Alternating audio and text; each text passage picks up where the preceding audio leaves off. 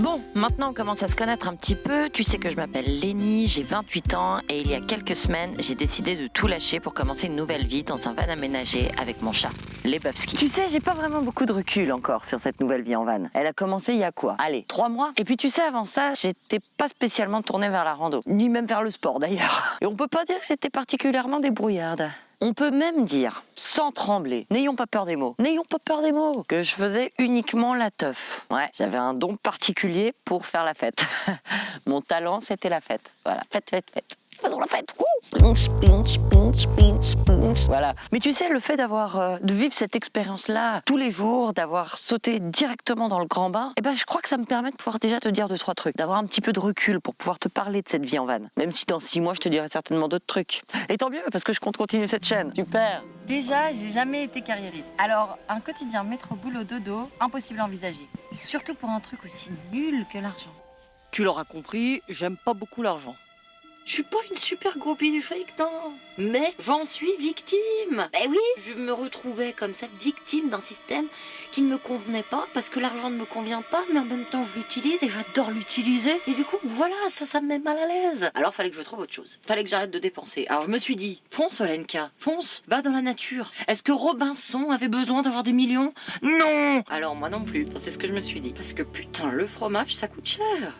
Oui, sinon c'est trop simple. Tu sais, ça faisait des années que je regardais des reportages sur la société de consommation. Le consumérisme nous consume. Sur mon rapport à la fête aussi, qui me permettait finalement uniquement de ne pas penser à ma condition, de m'oublier le temps d'une soirée et de profiter parce que c'était top. Mais est-ce que je me posais vraiment les bonnes questions? Ouais, parce que bon, alors c'est sûr, le chocolat, la drogue et l'ivresse, ça je connais bien ça. Ça a été les fondations, le ciment de la maison dans laquelle j'ai vécu ma vingtaine. Alors ça je peux te dire, je connais sur le bout des doigts. Tu vois, c'était pas de partir qui me faisait peur. Non, c'était de rester. Et de m'envisager lutter toute ma vie pour m'intégrer dans une société alors que nous savions pertinemment que ni elle, ni moi ne voulions l'une de l'autre. Comme dans une relation toxique. On n'était pas fait pour être ensemble. Et du coup, à un moment donné, fallait qu'on arrête d'insister, qu'on coupe le cordon. Voilà. Comme avec ma mère finalement. Ouais. Alors comment ce voyage s'est-il organisé? Première chose, le choix du van. Alors là, je vais pas te mentir, c'est l'univers qui m'a aidé. On est devenus pas mal copains avec l'univers, depuis que j'ai commencé à l'écouter. Je travaillais dans un shop de tatou et il fallait qu'on trouve ma remplaçante pour que je puisse poser ma démission. Je réponds à ta question tout de suite, non, je ne tatouais pas. J'étais simplement réceptionniste. Je cherchais parallèlement à ça mon van, le van de mes rêves. Et un jour, on organise une journée flash en faveur de l'association Sea Shepherd, je sais pas si tu connais, qui sauve les poissons. On a trouvé ma remplaçante et mon van. Un des bénévoles de cette journée vendait son van. Et encore plus fou, ce bénévole était l'ami d'un ami à moi. Du coup, ça m'a permis de pouvoir aller voir Pépette super rapidement et d'avoir un lien de confiance avec le vendeur. Et entre Pépette et moi, je peux te dire que ça a tout de suite été le coup de foudre. Un Pépette, on s'aime. Bon, on va pas se mentir, je savais un petit peu ce que je cherchais. Dans les grandes lignes, c'est déjà pas mal. Un van suffisamment haut pour que je puisse tenir debout à l'intérieur, suffisamment spacieux pour que je puisse y vivre avec un chat et suffisamment équipé pour que je puisse y vivre à l'année. Pépette regroupait tous ces points. Et puis c'est peut-être le conseil que je te donnerais finalement. Bien définir tes besoins. Si j'avais voulu un véhicule pour partir en vacances, j'aurais choisi autre chose. Et enfin, la vie sur les routes. Je pourrais te dire que tout a été merveilleux immédiatement, très naturel, et que j'ai rencontré 0 difficulté. Mais je te mentirais. Et ici, on se dit les choses. Au début, j'avais peur de tout. Conduire le van, c'était une épreuve. J'avais jusqu'alors uniquement conduit une petite 106, à l'époque où j'avais passé mon permis. Et comment dire, c'est pas tout à fait le même gabarit, quoi. D'ailleurs, entre nous, j'ai pété mon rétroviseur la première soirée. Et quand je dis péter, je devrais plutôt dire exploser. Allez, voilà. Et puis les premières nuits aussi. Je peux pas te dire que j'étais hyper sereine tout de suite, non.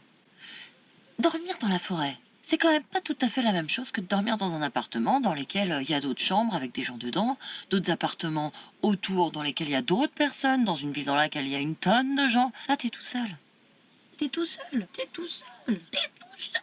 Mais finalement, c'était aussi ça l'aventure que je recherchais. Sortir de ma zone de confort. Et j'arrêtais pas de me dire... Il y a forcément plus de tarés en ville qu'en forêt. C'est proportionnel. C'est quoi ce bruit? Et puis j'ai tout un panel d'installations qui me permettent de sécuriser le van pour être top. Et de dormir protégé d'éventuels tueurs en série. C'est génial. Même si, les premières nuits, je dois bien avouer que j'ai quand même rêvé que quelqu'un essayait de forcer ma porte.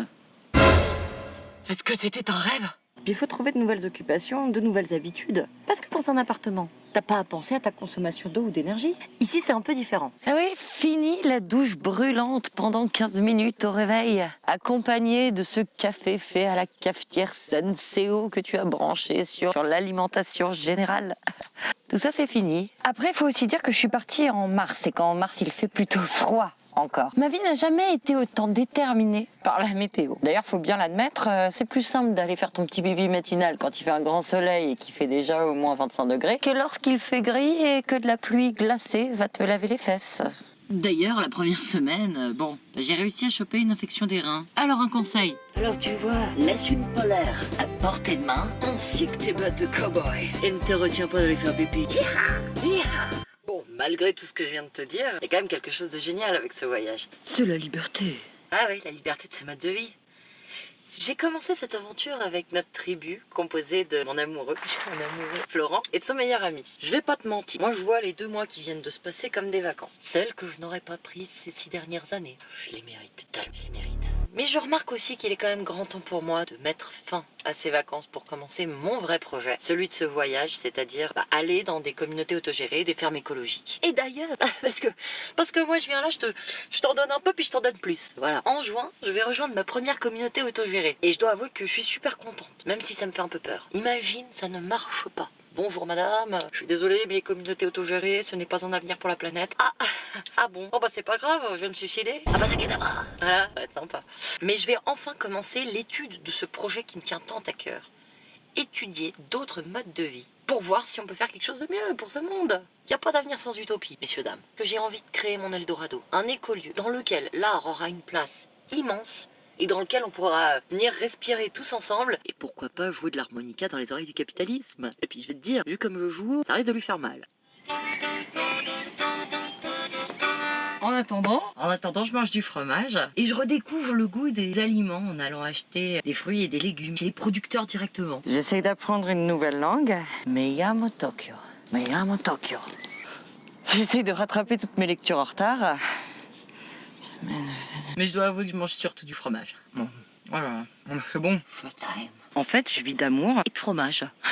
Oui, j'arrive, tu peux m'en couper un bout. La prochaine fois, je te parlerai un peu plus de ce que c'est que de vivre dans un van aménagé avec un chat. Parce qu'il y a des petits aménagements à faire, aussi bien dans ta vie que dans ton van. Parce que ça se fait pas en un jour, comme Rome. Et comme plein d'autres trucs d'ailleurs. Je sais pas pourquoi on dit Rome, parce qu'il y a plein de choses qui se font pas en un jour. Comme par exemple une maison, une piscine, ça se fait pas en un jour. Plein d'autres trucs, je suis sûre que plein d'autres trucs. J'ai pas la liste en tête là maintenant comme ça, mais plein d'autres trucs. Et puis je te parlerai aussi de ce que j'ai emmené avec moi, de ce qui est utile ou de ce qui est en trop. Et puis n'hésite pas à me dire en commentaire parce que t'aimerais savoir, voilà, parce qu'on est une équipe. Puis moi à partir de là, soit je lis vos commentaires et puis j'utilise pour faire une vidéo, soit pas du tout parce que j'ai envie de raconter complètement autre chose, voilà. Parce que je suis une femme forte et indépendante. Depuis peu, mais wesh quand même.